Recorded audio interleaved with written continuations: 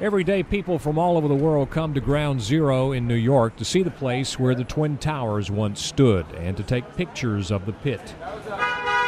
But the photos that tell the real story of what happened here during the months that followed 9/11 are found in another part of the city, in Manhattan's meatpacking district, in a small second-floor room.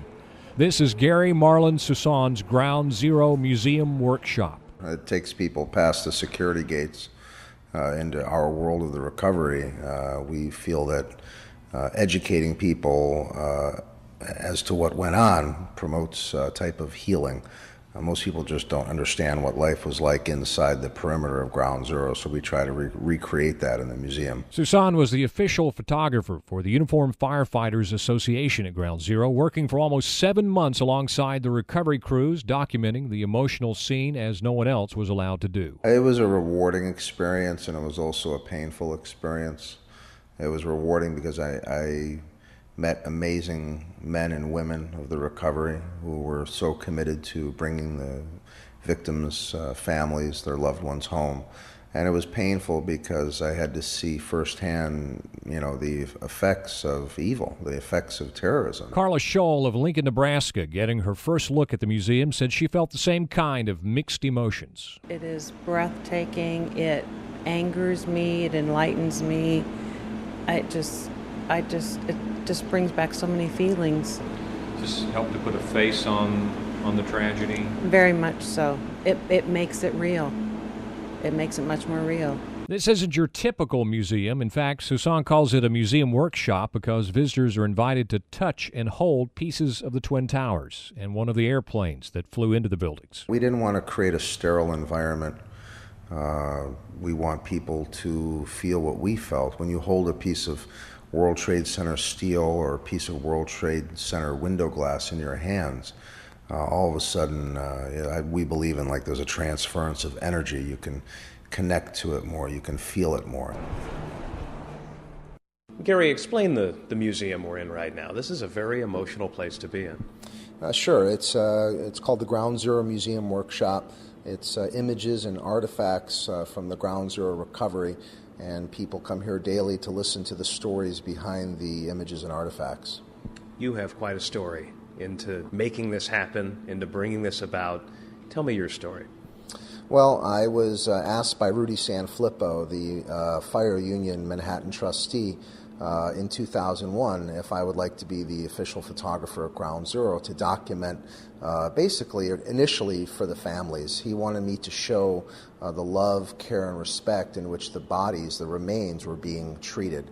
And so he asked me if I'd like to take the position unsalaried and gave me very specific instructions. I couldn't release the photos and I was not allowed to shoot human remains, not that I would have anyways. You can feel the impact of what happened on September 11th just by walking in here. Explain to me, let's walk a little bit, of the items that you have in here. First of all, the walls are covered with incredible photography, all of which you took. Thank you. Very moving photography, and a lot of artifacts that some of them you can hold, and when you hold them, they have a real power. Sure. I'm glad you brought that up because we believe that there's a lot of energy when you hold an actual artifact from Ground Zero. We're the only museum that we know of that allows people to pick up and hold items like we have Stars of Davids and crosses made out of steel, and they were cut out of actual World Trade Center steel beams, and we used to give those to 9/11 family members. What else do we have here in front of us? I see your rescue team tags, pieces of what was found in the rubble. Sure, we have my ID tags. We have a Statue of Liberty coin that was found, some charred quarters. There's a gold money clip that was given to us by Holly Ann Miller. She's the widow of Craig Miller, the only Secret Service agent to die on 9/11. And we spread the artifacts amongst the dirt. We try to make it look as realistic as we found them at Ground Zero. Any idea where some of these came from in the towers? There's scissors here, there's coins here. Sure, well, a lot of these items we don't know. You would think it came from the South Tower because it was found in the South Tower area, but obviously everything was thrown around 17 acres when the towers collapsed. This steel, I know for a fact, is from the North Tower, though. Piece of the airplane right over here, one of the airplanes, the first plane to hit the first tower. It's a piece of fuselage from American Airlines Flight 11 from the wing, and it's a very, very powerful artifact. I often equate the importance of the airplane piece to Anne Frank's diary, and that seeing each artifact up close takes things off the television and really hits viewers very, very quickly. It brings it into real time. How is it for you as we come up here on the 6th anniversary of how close you were and all of these items in here? Is it emotional for you? Yeah, it is. I'm one of many recovery workers that are in a post-traumatic stress disorder program, and that helps me to be able to cope with being around this.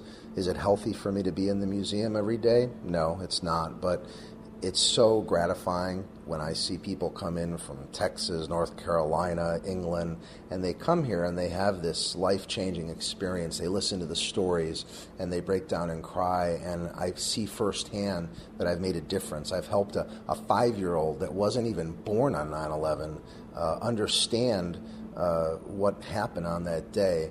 There's a balancing act, but right now I'm training guides to take over for me, so I probably won't be here much longer. As we get to this anniversary, there are a lot of people who are now saying, and we've been seeing the articles throughout the country, that it's time to move on, that it's been 6 years, that there can't be a memorial every year for the next 1,000 years for 9/11. Is it time to move on yet?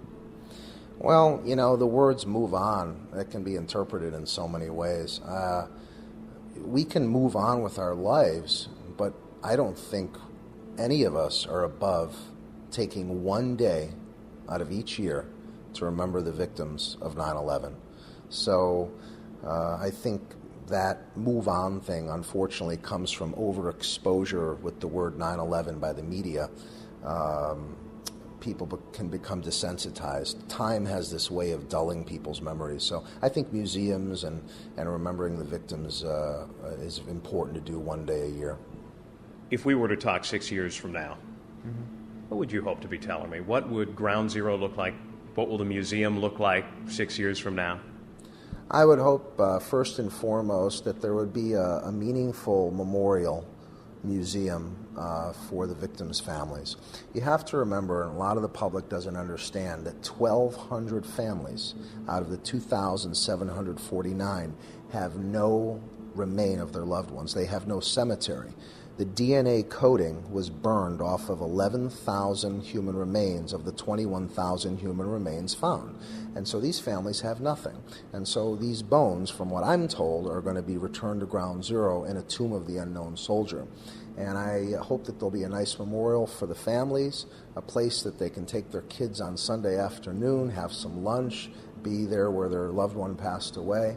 And if there is going to be a tower there, I hope that it restores the beautiful skyline of New York, because we're arguably the greatest city in the world, one of the greatest cities, and it'd be nice to have our skyline back, you know? Gary, thank you so much. Thank you.